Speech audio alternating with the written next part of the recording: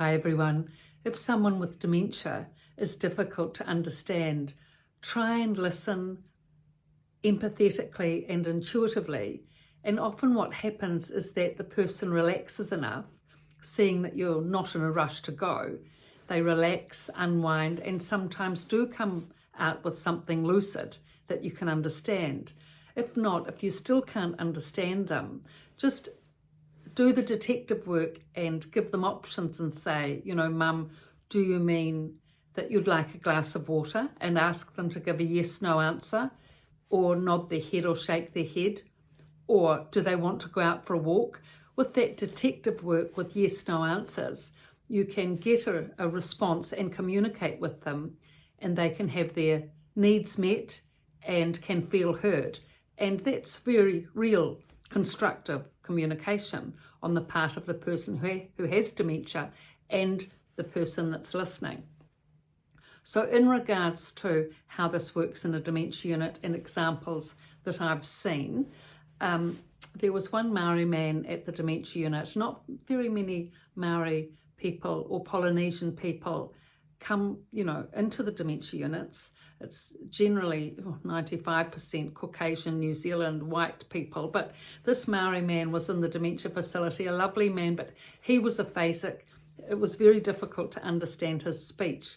But his family was so supportive. They'd visit regularly, big family, lots of children, I don't know how many, maybe 9, and lots of grandchildren. And they were very good to this guy. Would talk with him and communicate. And he communicated readily. I mean, often what happens is people with aphasia that can't be understood, they shut down and they shut off and they stop communicating. But because he was well supported, he communicated a lot. Sometimes you could understand him, but mostly not. But what I noticed with that family that was really positive is that when this resident was speaking in a very animated way, enthusiastically, with humour, laughing. No one could understand him, but still he was holding the floor. The relatives would laugh and joke and support and, respond as if he was speaking sense. And in that way they were having a great conversation and everyone was enjoying it. It was actually remarkable because it was really good because this man, his self-confidence wasn't affected. He wasn't down and out. He was supported. He was communicating, and they were very good at, making sure that all his needs were met as well, that he had the water, that he was getting lovely walks outside, that he had enough to eat. He wasn't deprived in any way. And I was just very impressed with the way that family went about that. There was also another woman, and she was a very intelligent woman in her day, had been a big businesswoman here in Christchurch, very well dressed, wealthy family, and her son lived in Hong Kong and would call at 2 o'clock every day. By the way, a very good technique to call regularly at a given point in time. So the staff are set up for that, and that way the resident knows that time you will be ringing. So they're not left at the nurse's station in that bereft way trying to, get a phone call out, which is extremely difficult in a dementia unit and can be very frustrating and disheartening for dementia residents. So a regular phone call every day is a fantastic idea. Anyway, he used to call 2 o'clock every day, and this woman was very difficult to understand. I'd only heard 1 or 2 lucid lines that I could understand from her. The rest of the time it was very mixed.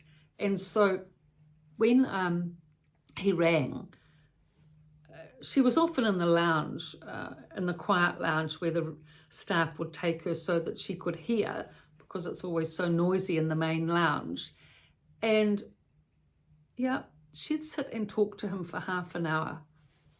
I don't know if he could understand her or not. Certainly he couldn't see her because he was on the telephone, so he couldn't even gauge by facial expressions or gestures what she might be saying. But patiently, a good half hour, he'd sit there at the other end, she'd chat away. it would have been really interesting to know whether he could understand her, but maybe not. But still, every day he would phone. He was a really big business guy, so, he was flat out. I mean, he had his own business over there, so it wasn't like he had plenty of time to spare. But every day he'd do that for his mother, and she was always so happy to speak to him. And communicate they did, however they did, I don't know, but she had the support, she was happy, she was sustained, she never got depressed, down and out, angry, upset, like so many other residents do. So it really worked. It really worked. So look, there's all sorts of equations that work in a dementia facility, but the main thing is that the person feels heard, supported, comforted, that they have the comforts and that their quality of life can be assured, which communication is a big part of that. And as one of the dementia residents said to me when I was there, she was actually quite a insular, quiet person. She actually had a big family of 5 children, but apparently she spent most of the time in the kitchen cooking the meals rather than sitting down at the dining table, speaking to everyone. And she said she never liked talking to more than 1 or 2 people, which made it rather limited. 1 or 2 people, it's not many. So she didn't come to the workshops very often. When she did, she contributed well, but mostly she liked either being in her room or talking to 1 or 2 people. But she did say you have to be really careful not to isolate yourself too much, and that it is important to socialize. Even though she didn't like going out and socializing, she knew that it was important, because if you don't socialize, you lose those communication skills and the connection with other people in the unit. So you can't make friends unless you socialize. So that's why communication is so important, and at the backdrop of that is, of course, the concentration and focus and having an interest in one's life and in things that people can be interested in to focus on. So understanding people with dementia is a big subject, and of course it takes patience, and empathy and compassion, and you'd need to slow down yourself. When you come into a dementia unit, you need to slow down yourself and just be prepared. Be prepared to just sit there and wait and listen and take your turn to speak, and let the person think, speak slowly at their own pace, and not to interrupt, as it is so easy to do. It's good for us, actually. Slowing down is good for all of us.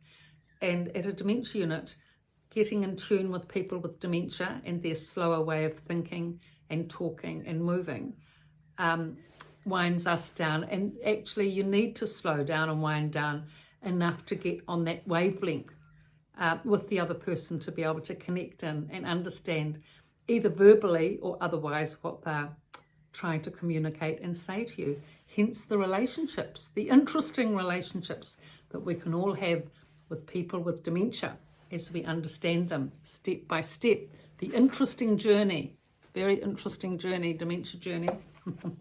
Very interesting. So I've written these 2 books, The Resident's Voice and The Resident's Rise, both from a dementia unit, from the resident's perspective. And the first half is a novel, Days of Our Lives in a Dementia Unit, the characters in the dementia unit and everything they go through, and their challenges and tribulations and successes that they have, obstacles included, but how they overcome them most of the time.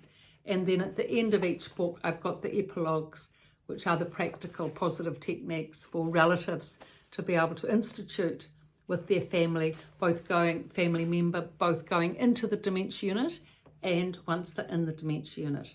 So much to learn, as we know, but most of it's in here.